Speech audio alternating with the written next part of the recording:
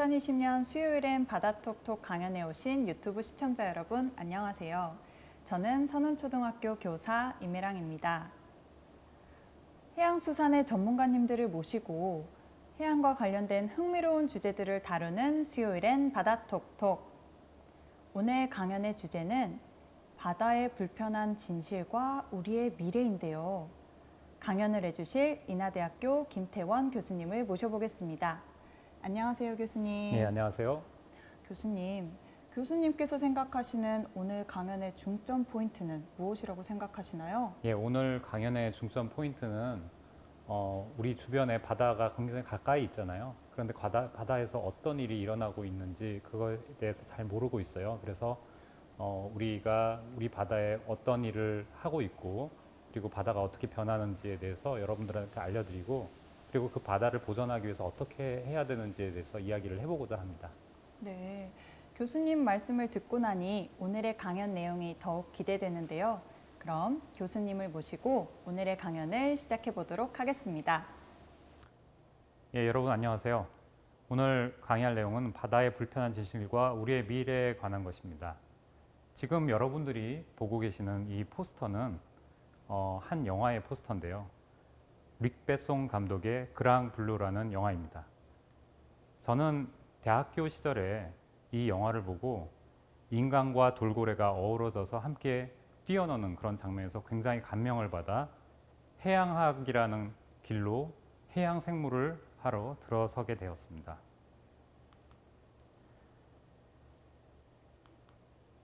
그런데 우리가 실제로 접하는 고래의 모습은 굉장히 참혹하기 그지없습니다. 지금 여러분들이 보고 계시는 것은 밍크고래인데요. 밍크고래는 어부의 그물에 혼액이 되면은 우리가 원래는 보호종이지만 어부의 그물에 혼액이 되면 경매에 붙여서 팔아 넘길 수가 있습니다. 지금 보시는 장면이 만약에 어부가 인위적으로 이 고래를 질식시키거나 또는 작살로 찔러서 죽였다면은 이것은 불법에 해당하지만 만약 그렇지 않고 그물에 그냥 걸려 있다면은 이 그물에 걸려서 사고로 죽은 거기 때문에 이것은 혼액을 통해서 얻어진 자원으로 경매에 붙이게 되죠. 그런데 가끔 가다가 어민들 중에서 이 밍크고래를 바다에서 일부러 잡아서 해체를 하고 그리고 이와 같은 모습으로 불법 포획 해체를 하는 모습을 볼 수 있습니다. 지금 우리나라에 고래를 연구하는 고래 연구소가 울산에 있는데요. 지금 여러분들 보시면은 이 고래 연구소 주변에 놀라운 사실이 숨어 있습니다. 우리나라에서 고래 고기를 먹는다는 사실을 아시나요? 그런데 이 고래 고기가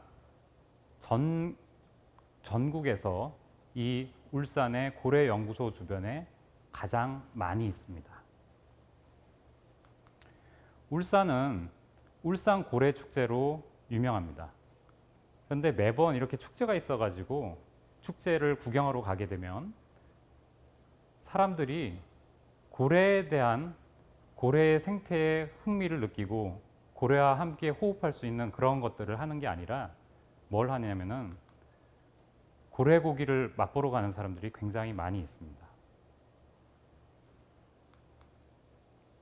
저는 여기서 우리가 이제 생명이란 무엇인가에 대한 질문에 대해서 한번 답을 해보는 시간이 되어야 된다고 생각을 합니다. 사피엔스라는 유발 하라리 교수의 책에서는 우리 인간과 그리고 생명에 대해서 다루고 있습니다. 그런데 이 유발 하라리 교수가 사피엔스에서 인간 말고 다르게 번식적으로 성공한 동물을 소개합니다. 그들은 바로 누구일까요? 예, 바로 우리가 키우는 가축입니다.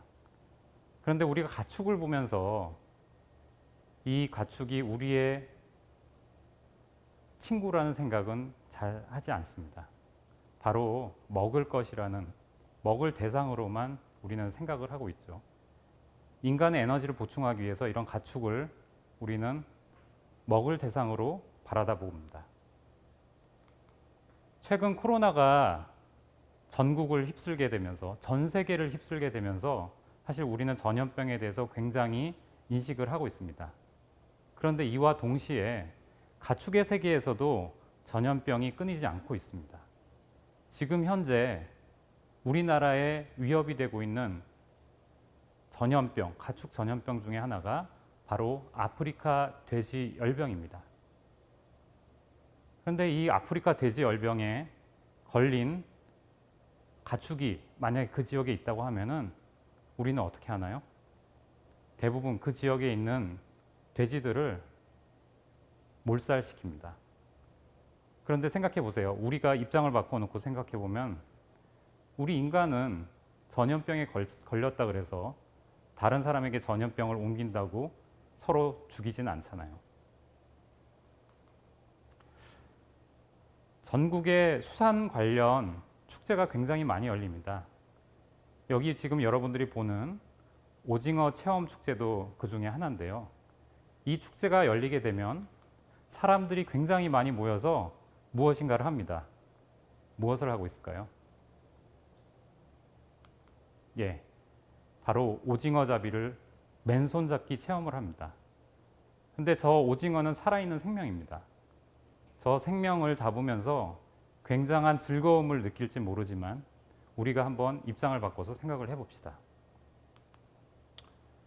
만약에 저 횟집에 있는 스시에 올라오는 생선이 거꾸로 우리와 같은 사람과 같은 행위를 하게 되고 그리고 우리가 스시의 모습이 된다면 과연 어떻게 우리는 이 모습을 생각을 하게 될까요? 마찬가지로 우리는 끓는 물에 가재를 넣으면서 게를 넣으면서 그것들이 얼마나 고통을 느낄지에 대해서는 잘 생각해 보지 않습니다. 예, 이제 우리는 과연 우리가 누구인지에 대해서 한번 의문을 가져볼 때라고 생각을 합니다. 우리가 가장 좋아하는 게 뭘까요? 요즘에 들어서 사람들의 관심사는 굉장히 많이 아파트에 맞춰져 있습니다.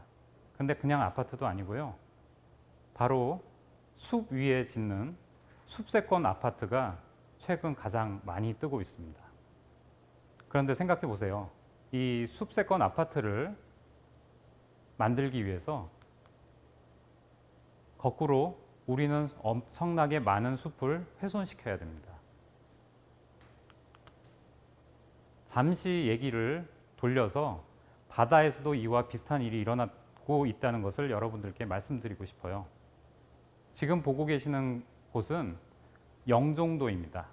영종도는 인천국제공항으로 굉장히 유명하죠. 원래 갯벌을 메워서 만든 공항이 있는 땅입니다. 그런데 아직까지도 이 영종도에서 갯벌을 매립하고자 하는 움직임이 있습니다. 제가 직접 그곳으로 찾아가 봤는데요. 여기 지금 보시면은 굉장히 광활한 갯벌이 펼쳐져 있는 걸 볼 수 있습니다. 그런데 이곳에서 뭘 지으려고 하냐면은 보통 사람이 즐기기 위한 레저 시설, 공원 이런 것들을 여기다가 건설을 하려고 해요. 근데 여기에 문제가 있습니다. 바로 우리가 사실 주변에서 눈여겨보지 않는 작은 해양 생물인 흰발롱개가 살고 있는데요. 이 흰발롱개는 지금 현재 해양수산부가 지정한 멸종 위기종, 보호종에 속하는 동물입니다. 그래서 함부로 개발을 할 수가 없어요.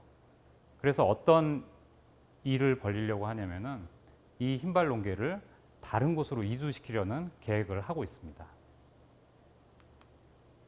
저희가 이 지역에 흰발롱개가 얼마나 사는지 알기 위해서 학생들과 함께 해양생물학 시간에 수업을 하면서 직접 이곳에 조사를 나갔습니다. 그 결과 약 5만 마리 이상 서식을 한다는 한 지역에서만 그 정도가 서식을 한다는 것을 발견을 했고요. 이것이 생명다양성재단과 인천녹색연합과의 합작으로 뉴스에 실리게 되었습니다. 그때 당시 언론에 좀 주목을 받았는데요. 지금 보시면은 그 언론이 나오고 나서 어떤 반응들이 나왔는지를 한번 보시기 바랍니다. 예, 갯벌은 더 이상 이제 매립하면 안 된다. 이제 그만 매립하자. 이런 얘기들이 그 댓글에 줄을 이루고 있는 것을 볼 수가 있습니다. 그런데 지금 코로나가 퍼져 있는 상황에서도 우리는 새로운 그린 뉴딜이라는 정책을 통해서 갯벌을 매립하는 그런 정책들을 펼치고 있습니다. 이 지역은 계속해서 매립이 되어가는 과정에 있습니다. 지금 이 사진은 얼마나 급하게 매립 공사를 하느라고 추진을 하느라 그랬는지 기중기가 불의의 사고로 넘어지는 끔찍한 일이 발생했습니다. 다행히 인명 피해는 없었는데 하마터면 인명 피해도 있을 수 있는 상황이었죠. 예, 지금도 인천 시청 앞에서는 이 흰발 농개를 살려달라는 1인 시위가 릴레이로 펼쳐지고 있습니다. 잠시 외국에서 이러한 개발과 어떠한 인간의 파괴에 대해서 강하게 메시지를 보여준 분을 소개를 하고자 합니다. 바로 우리가 잘 알고 있는 미국의 시애틀이라는 도시에 원래 이름을 가지고 있는 시애틀 추장입니다. 근데 이 시애틀 추장이 당시 아메리칸 인디언으로 외국에서 다른 나라 사람들이 침입을 해 왔을 때 여기에 있는 땅을 팔라고 제안이 들어옵니다. 그러자 이 시애틀 추장이 남긴 이야기가 있습니다. 제가 한번 읽어보겠습니다. 언젠가 내 아버지가 내게 이렇게 말씀하신 적이 있다. 나는 나무들 몸속에 흐르는 수액을 내 혈관을 흐르는 피처럼 잘 알고 있노라고. 우리는 이 땅의 일부이고 이 땅은 우리의 일부라고. 대지 위에 피어나는 꽃들은 우리의 누이들이라고. 곰과 사슴과 독수리는 우리의 형제라고. 바위산 꼭대기, 널다랑 들판, 그 위를 달리는 말들, 그 모두가 한 가족이라고. 우리는 알지 세상 만물은 우리를 하나로 엮는 핏줄처럼 서로 연결돼 있다는 것을. 우리들 사람이 이 생명의 그물을 엮은 것이 아니라 우리는 단지 그 그물 속에 들어있는 하나의 그물코일 뿐.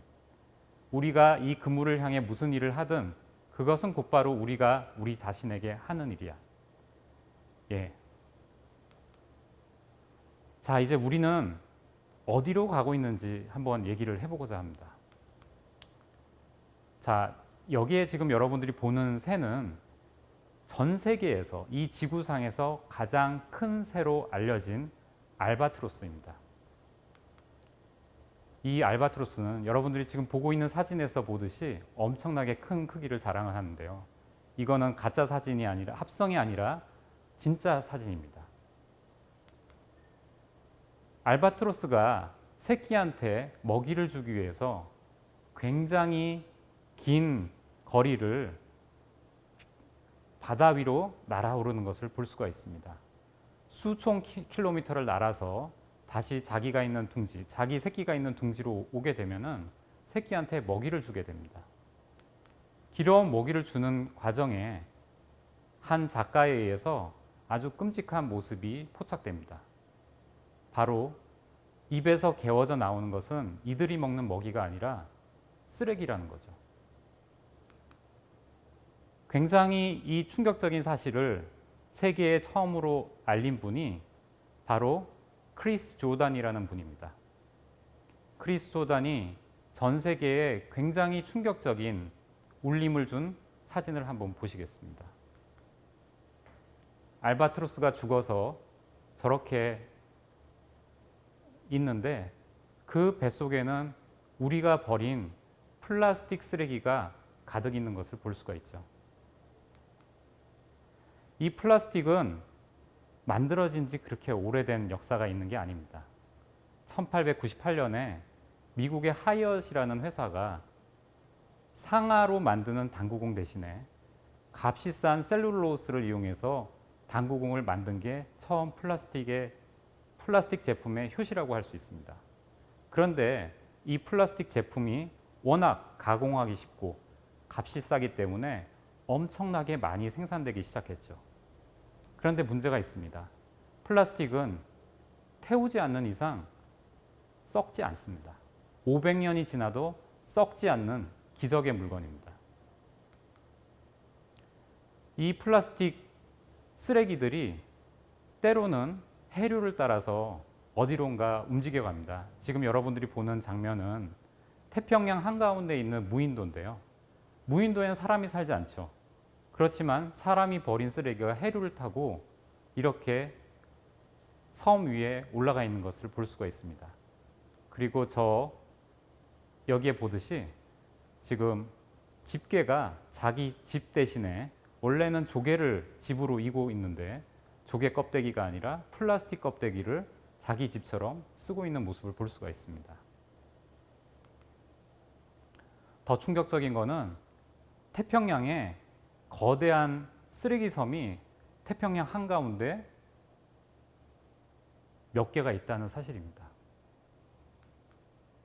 이 사실을 직접 눈으로 목격을 하기 위해서 무어 선장이 직접 배를 타고 바다로 쓰레기 섬이 있는 곳으로 갑니다. 그런데 그곳에는 섬이 있는 게 아니라 바로 저렇게 물을 뜨게 되면 걸쭉한 플라스틱 찌꺼기들이 가득가득 모여 있는 걸 볼 수가 있습니다. 지금 여러분들이 보는 모습이 바로 저 플라스틱의 찌꺼기들이 콜로이드 상태로 걸쭉하게 만들어져 있는 걸 볼 수 있고요. 그리고 우리가 버린 쓰레기들은 큰 쓰레기뿐만 아니라 그 쓰레기가 작게 플라스틱이 쪼개져서 미세 플라스틱을 만들게 됩니다. 미세 플라스틱을 먹이로 알고 먹는 어류도 있고요. 또 지금 여러분들이 보는 이 생물은 굉장히 작은 생물입니다. 현미경으로만 볼 수 있는 생물인데 미세 플라스틱에 저렇게 형광 물질을 붙이고 관찰한 결과 형광 물질을 붙인 플라스틱을 자기 몸속으로 먹고 소화를 하는 모습을 볼 수가 있습니다. 잠시 여기서 우리에게 큰 메시지를 전해준 한 분을 소개를 하고자 합니다. 바로 미국의 해양 생물학자인 레이첼 칼슨이라는 분인데요. 이 레이첼 칼슨은 침묵의 봄이라는 그의 저서에서 굉장히 충격적인 사실을 보고합니다. 바로 생물 농축이라는 개념인데요. 생물이 처음에는 물속에서 가장 작은 플랑크톤일 때는 그 몸속에 농약의 농도가 그렇게 높지 않지만 그 다음 단계로 먹이 사슬을 따라 점점 올라갈수록 그 농축되는 농도가 더 짙어지는 걸 볼 수가 있습니다. 결국에 이 사실에 의해서 DDT가 새들을 그곳에 있는 많은 펠리컨들을 죽인다는 사실을 밝혀냈습니다. 그러자 미국 의회에서 DDT를 사용하지 못하는 법안을 통과를 시켰고 마침내 전 세계에서는 거의 대부분의 나라들이 현재 DDT를 쓰고 있지 않습니다. 그런데 슬프게도 아직 DDT 말고 다른 농약을 우리는 계속해서 사용을 하고 있고요. 지금 앞서 소개한 크리스 졸단의 작품에 이 침묵의 봄이라는 작품을 보면은 18만 3천 마리의 새로 표현이 되어 있습니다. 이 18만 3천 마리의 새는 미국에서 농약으로 오늘날 하루에 죽는 새의 수와 똑같다고 합니다.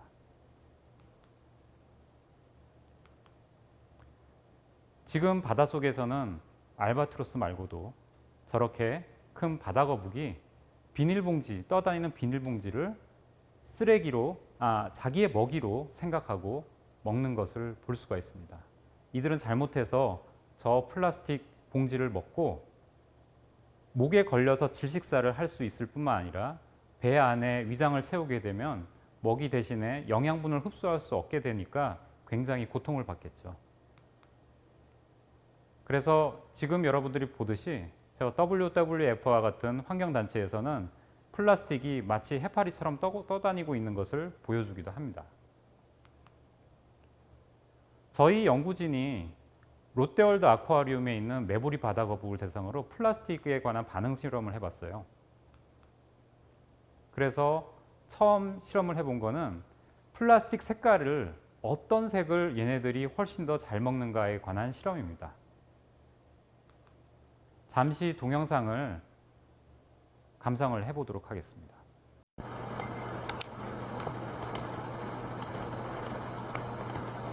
흰색, 노란색 비교 실험 시작.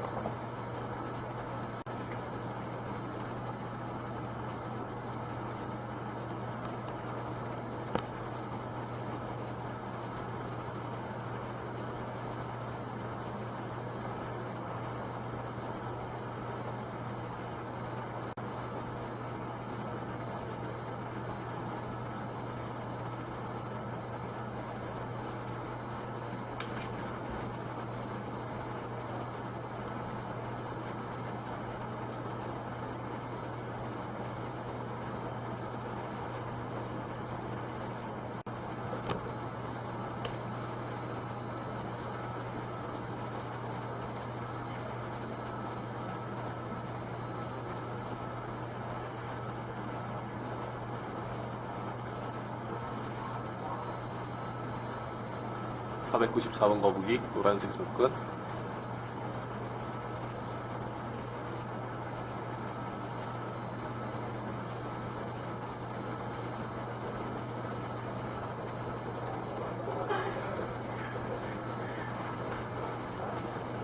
동영상에서 보았듯이 특히 메부리 바다거북은 다른 색의 플라스틱보다 노란색의 플라스틱을 훨씬 더 좋아한다는 사실을 발견했습니다. 그리고 지금 전 세계에는 바다거북이 비닐봉지를 해파리로 오인한다고 많이들 알려져 있습니다. 그런데 이것과 관련한 진짜로 실험이 된 게 없었거든요. 그래서 저희가 이런 것과 관련한 실험을 해봤어요. 지금 보시다시피 위에서는 해파리를 먹으려고 하는 거북이 있고 아래에서는 비닐봉지를 먹으려고 하는 거북입니다. 저희 연구진이 해파리와 비닐봉지를 동시에 주고 어느 쪽을 더 선호하는지를 관찰을 해본 결과 그나마 다행히도 해파리를 이들이 더 많이 좋아하는 것을 볼 수가 있었습니다. 2019년 12월 말에 참고래 사체가 떠밀려 옵니다. 그래서 저희 연구진이 다른 대학의 연구진들과 함께 공동으로 이 참고래를 부검을 하기로 했습니다. 이 참고래를 부검을 해본 결과 굉장히 끔찍한 충격적인 사실이 밝혀졌는데요. 여러분들이 지금 보시다시피 저기 고래 수염에 걸린 그물 조각을 보실 수가 있을 겁니다. 이 밖에도 이 참고래의 몸속에서는 다양한 종류의 낚싯줄이나 아니면은 기타 그물의 조각들이 발견이 됐는데요. 이러한 조각들이 45개가 발견이 됐습니다. 그런데 그게 뭐가 대수냐고 할 수도 있습니다. 엄청나게 큰 고래니까요. 그렇지만 이 고래는 엄마 젖을 뗀 지 1년이 채 안 되는 것으로 밝혀졌고 그런 거에 비해서 상당히 많은 플라스틱을 자기 몸에 안고 있었습니다. 플라스틱의 또 다른 위협은 잘못하면 이들의 목을 졸라매든지 아니면 낚싯줄에 걸려서 죽는 또는 몸에 엉켜서 자기가 성장하는데 고통을 받는 그런 모습들을 볼 수가 있습니다.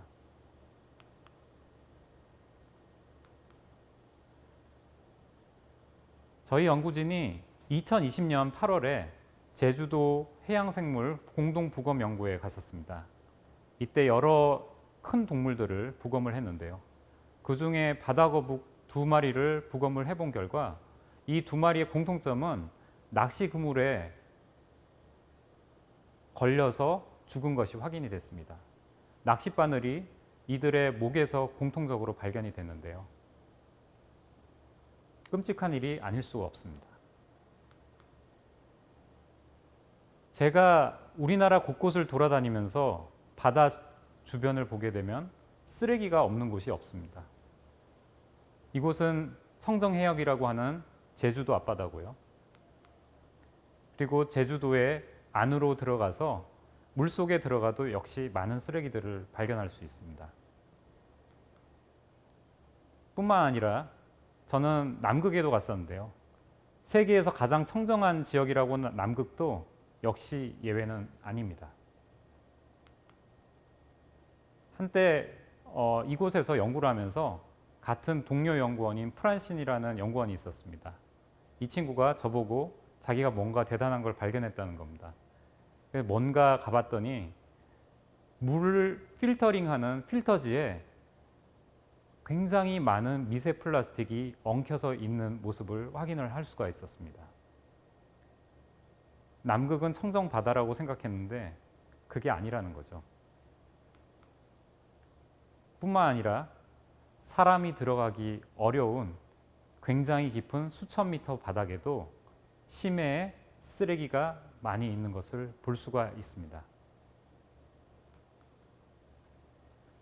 심지어는 이 사진에서 보듯이 심해에서 우리나라 심해가 아닙니다. 미국 앞바다의 심해에서 발견이 된 코카콜라라는 한국어가 쓰여진 병이 발견되기도 했습니다.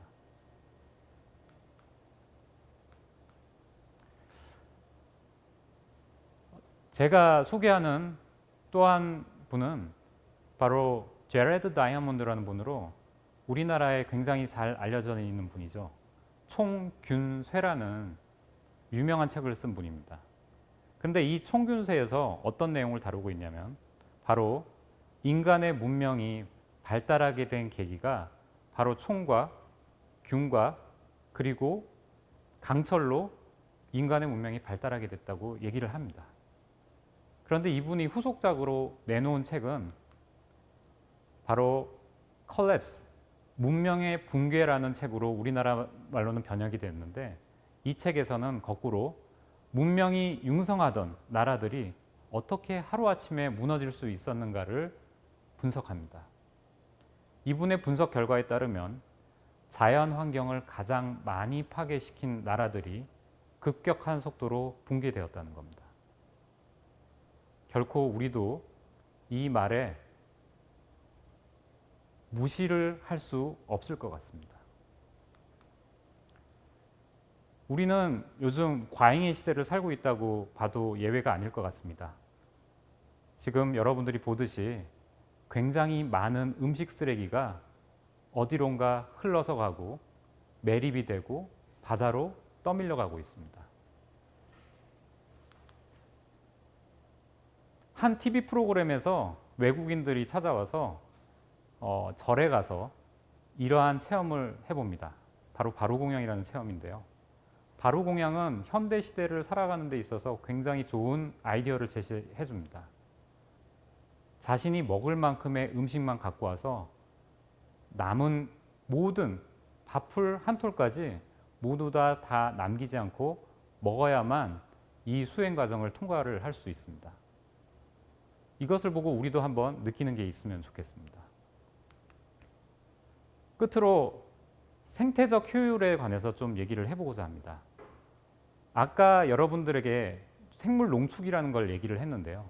생물 농축 말고 바로 생태적 효율은 가장 밑바닥에 있는 식물 플랑크톤에서부터 시작해서 가장 높은 단계에 있는 참치에 이르기까지 여러 단계의 먹이사슬을 거치다 보면 에너지의 효율성이 한 단계를 지날 때마다 10분의 1씩 줄어들게 됩니다. 결국 참치 100g을 만들기 위해서는 1000kg의 식물 플랑크톤이 필요합니다. 어마어마한 양이죠. 그래서 저는 되도록이면 영양 단계가 낮은 단계에 있는 생물을 섭취를 하자고 얘기를 하고 싶습니다. 쉽지는 않은 일이죠. 우리가 육식을 채식주의자가 아닌 이상 육식을 안 할 수는 없을 겁니다. 그렇지만 한번 이런 거에 도전을 해보시는 건 어떨까요? 저는 10몇 년째 제 생일날만큼은 고기를 먹지 않고 채식을 하는 일을 하고 있습니다. 처음에 제가 시작을 하니까 그 다음에는 제 아내가 따라서 하기 시작했습니다. 만약에 우리가 이러한 작은 것에서부터 변화를 할 수 있다면 앞으로 이 세계를 변화하는데 조금이나마 변화하는 모습을 갖출 거라고 저는 생각을 하고 있습니다. 예, 제 강의의 마지막 사진입니다. 제가 찍은 사진은 아니고요. 이건 벌써 수십 년 전에 찍은 사진인데요. 아폴로 11호가 처음에 인간을 달에 발붙이기 하기 전에 아폴로 8호가 달에 가기 직전에 달 뒤편에서 지구를 바라보고 찍은 사진을 보여주고 있습니다. 이 사진의 제목은 지구도지라는 사진인데요. 우리는 보통 지구에서 달이 뜨는 것을 또는 해가 뜨는 것을 보지만 이 사진은 다른 광경을 제시를 하고 있습니다. 이 사진이 1968년도 12월 25일 뉴욕 타임즈에 처음에 미국 시인인 아치볼드 맥클렛이라는 시인의 시와 함께 실리게 됩니다. 그 시를 한번 중간 읽어보겠습니다. 영원한 고요를 떠다니는 작고 푸르고 아름다운 지구를 진정으로 보는 길은 우리 자신을 지구의 탑승자로 인식할 때부터이다. 지구를 밝은 사랑스러움 위에 함께 진실한 형제로 영원한 냉혹을 함께 항해한다는 사실을 인식하는 것이다. 예, 우리가 지구에 살면서 우리가 혼자 사는 게 아니라 바로 우리 인간들, 더 나아가서는 여러 생명들과 채들과 함께 항해를 하는 동반자라는 인식을 하고 우리 지구를 살리기 위해서, 바다를 살리기 위해서 조금이나마 노력하는 시간이 되었으면 좋겠습니다. 예, 감사합니다.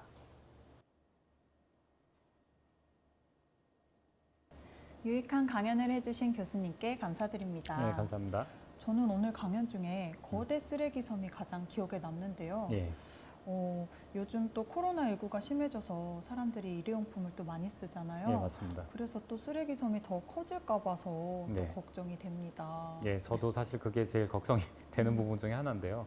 저 역시 쓰레기를 플라스틱을 사용량을 줄이자고 굉장히 많이 노력을 하고 또 많이 얘기를 했었는데 저 역시 이 일회용품을 최근 들어서 코로나 때문에 많이 사용하지 않을 수가 없더라고요. 그래서 굉장히 좀 어떻게 한편으로 생각하면 좀 죄책감도 느껴지고 좀 자괴감도 느껴지는데 이런 때일수록 다시 한번 우리 환경을 돌아봐야 될 때가 아닌가 하는 생각이 듭니다. 네, 여러분들 같이 동참하시면 좋을 것 같습니다. 교수님, 오늘 온라인 강연을 해보신 소감 어떠셨을까요? 보통 청중을 두고 강의를 하는데 청중을 두지 않고 강의를 하다 보니까 좀 많이 긴장이 됐어요. 예. 네. 네, 교수님의 강연 주제와 관련해서 시청자분들께서 궁금해하실 만한 내용을 예상해서 저희가 질문을 몇 가지 준비해 보았는데요. 질문에 대한 답변 부탁드려도 될까요, 교수님? 예. 네. 먼저 첫 번째 질문입니다. 바다에 버려지는 플라스틱 쓰레기를 줄이기 위해서 어떻게 해야 하나요, 교수님? 예, 바다에 버려지는 플라스틱 쓰레기를 줄이기 위해서 가장 중요한 거는 바다에 버려지는 쓰레기를 수거하는 일은 굉장히 힘들 거예요.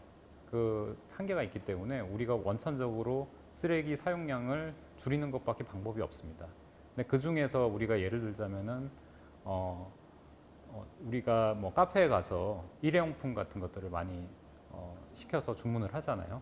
근데 이런 것들을 좀 피하고 자기가 이제 텀블러를 가지고 다니면서 음료수를 마신다든지 아니면은 빨대의 사용량을 줄인다든지 또는 장을 보러 갔을 때 물건을 사면서 이 플라스틱 봉지 대신에 자기 장바구니를 갖고 가든지 이런 자그마한 노력이라도 우리가 기울여 보는 게 좀 필요하지 않을까라고 생각을 합니다. 네, 저 또한 방금 말씀하신 것들을 생활 속에서 실천할 수 있도록 노력해야겠습니다. 네. 그럼 두 번째 질문 드릴게요. 네.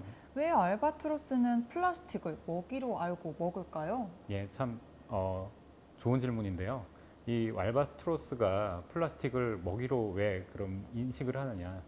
다시 뒤집어서 얘기를 하면은 플라스틱이 만들어진 것은 제 강의에서도 보셨다시피 100년 조금밖에 더 넘지 않았습니다. 그런데 알바트로스는 굉장히 오랜 시간 동안 진화를 해온 동물이거든요.